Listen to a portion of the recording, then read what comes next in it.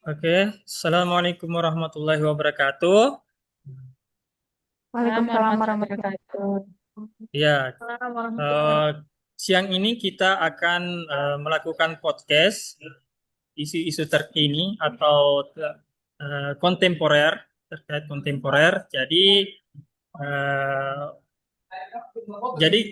untuk mengawali podcast ini, kita perkenalan dulu masing-masing narasumber atau masing-masing perwakilan instansi Kabupaten Pasangkayu. Ada Mbak Nadia. Hai Mbak Nadia. Ya, terus ada Ibu Dokter Ibu Miftah. Halo. Ya, dan terakhir ada dari RSUD juga Ibu Janetri Amos. Halo, Ya, oke kita mulai. Oh ya, saya sendiri sebagai narasumber, nama saya Vandrani dari Kominfo. Baik, kita akan memulai podcast ini dari Mbak Nadia dulu. Silakan Mbak Nadia, dari Dinas Pertanian Kabupaten Pasangkayu. terima kasih sudah memberikan saya kesempatan berbicara dalam podcast ini. Kalau membicarakan tentang isu terkini, eh, saya ini dari perwakilan dari Dinas Pertanian. Salah satu isu terkait mengenai isu terkini yaitu lahan sawah yang dialihfungsikan ke lahan sawit. Sawah-sawah tersebut dialihfungsikan. Faktornya karena harga sawit penjualannya jauh lebih tinggi dibanding harga padi atau jagung. Kalau lahan pertanian terus berkurang, produksi beras bisa turun signifikan. Bahkan data menunjukkan bahwa alih fungsi lahan ini meningkat 10%.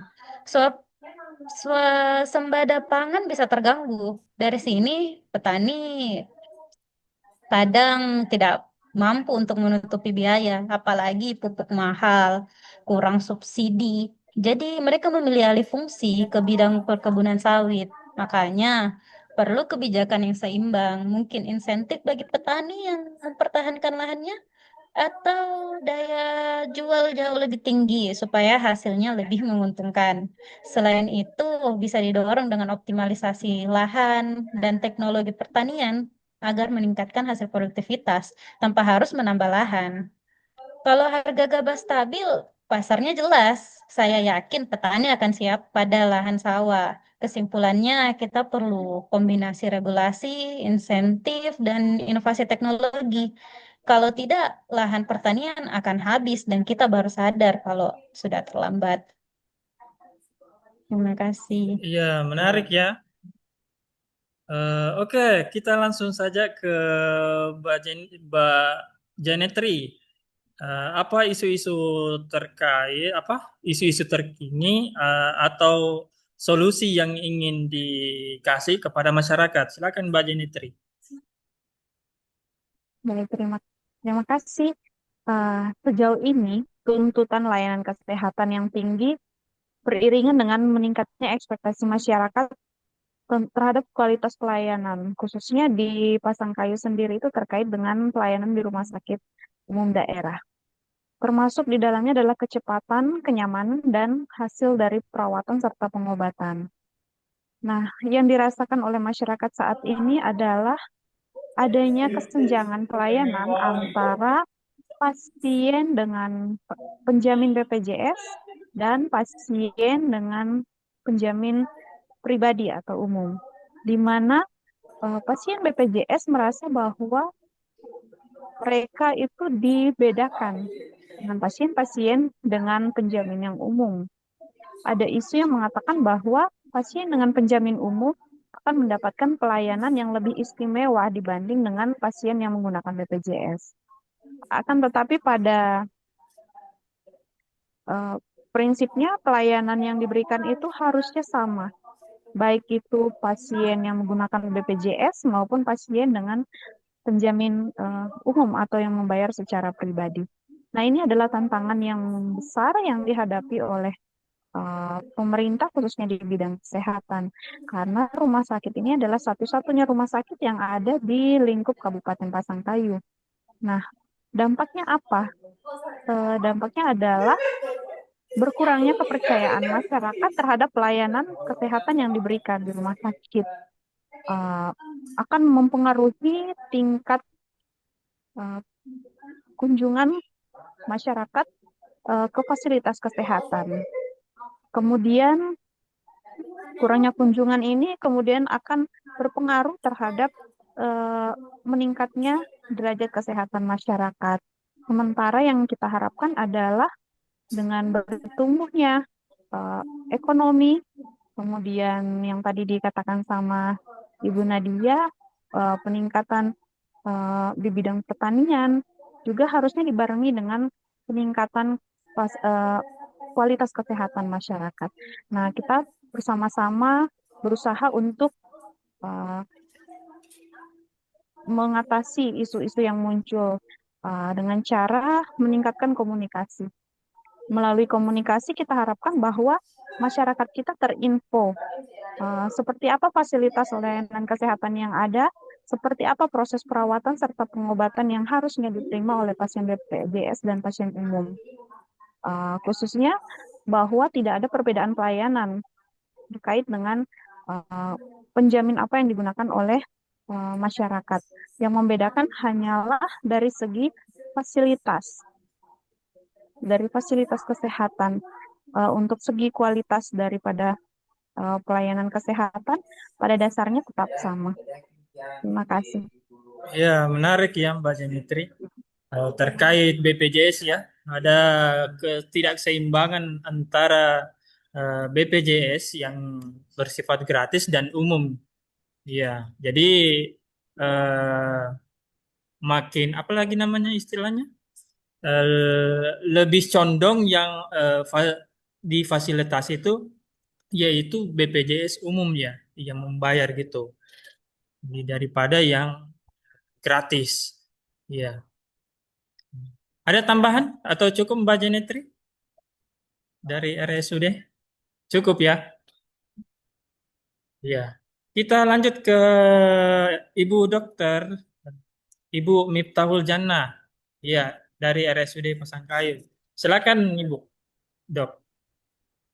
Terima kasih untuk Pak Fandrani atas kesempatannya. Halo teman-teman sekalian, perkenalkan kembali saya Miftahul Jannah. Kebetulan bidang saya ini lebih ke arah kesehatan ya, hampir sama dengan Ibu Janetri tadi. Untuk Nah, di sini alhamdulillah untuk sekarang ini kesadaran masyarakat kita untuk lebih mementingkan kesehatannya itu sudah jauh lebih baik daripada yang kemarin-kemarin. Nah, seiring dengan semakin pedulinya masyarakat ini terhadap kesehatannya itu semakin tinggi pula tuntutan masyarakat atas mutu pelayanan kesehatan yang diberikan oleh pihak rumah sakit. Nah, isu pelayanan yang kesehatan yang tidak adil di Indonesia itu seringkali berakar dari beberapa hal seperti merasa bahwa faktor seperti diskriminasi terhadap pasien yang kurang mampu, kurang informasi, dan keterbatasan fasilitas. Nah, hal ini menyebabkan pasien merasa tidak puas, bahkan merasa tidak diprioritaskan karena lambatnya pelayanan yang mereka rasakan. Sama halnya dengan pelayanan kesehatan di instalasi gawat darurat rumah sakit. Nah, IGD itu sendiri merupakan bagian dari rumah sakit yang melakukan tindakan berdasarkan triase atau triase keadaan pasien, di mana pemberian pelayanan itu diutamakan kepada pasien berdasarkan tingkat kegawat daruratan menurut dari pemeriksaan medis dokter. Nah, hal ini yang kadang tidak diketahui oleh masyarakat. Pelayanan kegawat daruratan sama sekali tidak melihat status sosial, jabatan, ataupun administrasi pembayaran. Pelayanan kesehatan di IGD itu bertingkat berdasarkan kegawat daruratannya. Jadi pertanyaannya itu bukan seberapa tinggi jabatan pasien atau pembayaran pasien, tapi seberapa parah keluhan dan penyakit pasien. Nah, itu yang sebenarnya tantangan bagi kita untuk lebih menjelaskan dengan halus kepada pasien, karena kita tahu pasien yang datang ke IGD itu adalah orang yang sakit, orang yang punya keluhan. Nah, mungkin memang beberapa dari pasien kita belum mengetahui bagaimana prioritas di IGD. Nah, itu tantangan bagi para nakes untuk lebih menjelaskan ke pasien dengan lemah lembut, ya. Jadi ada beberapa faktor juga yang mempengaruhi sebenarnya kecepatan dari pemberian pelayanan, di antara seperti fasilitas yang terbatas, kurangnya tenaga kesehatan dibanding dengan banyaknya pasien di IGD. Nah, upaya perbaikan yang sudah dilakukan oleh pemerintah seperti eh, lebih memastikan rumah sakit bahwa semua pasien tanpa memandang status sosial ekonomi dan pemberdayaan yang adil dan setara. Kemudian meningkatkan kualitas pelayanan termasuk peningkatan informasi, terus fasilitas dan kompetensi dari tenaga medis. Dalam upaya bersama dari beberapa pihak, kita harapkan pelayanan UGD di Indonesia dapat menjadi lebih adil, merata, dan seluruh masyarakat bisa bahagia dan sehat. Mungkin seperti itu, Pak Pandranya ya. Oke ya, makasih Bu Dok. Ya, menarik ya podcast kita kali ini. Jadi pada intinya itu apa namanya?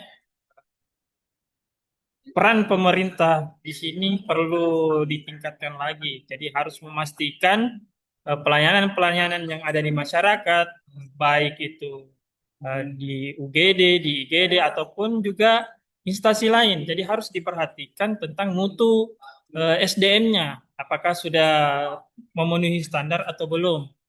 Jadi ya itu. Oke, jadi kita cukupkan saja podcast kali ini. Jadi kita akan bertemu di podcast berikutnya. Oke, kami ucapkan terima kasih. Wabillahi taufiq wal hidayah. Assalamualaikum warahmatullahi wabarakatuh. Semangat. Waalaikumsalam Waalaikumsalam warahmatullahi warahmatullahi wabarakatuh. wabarakatuh. Ya, Terima kasih. terima kasih.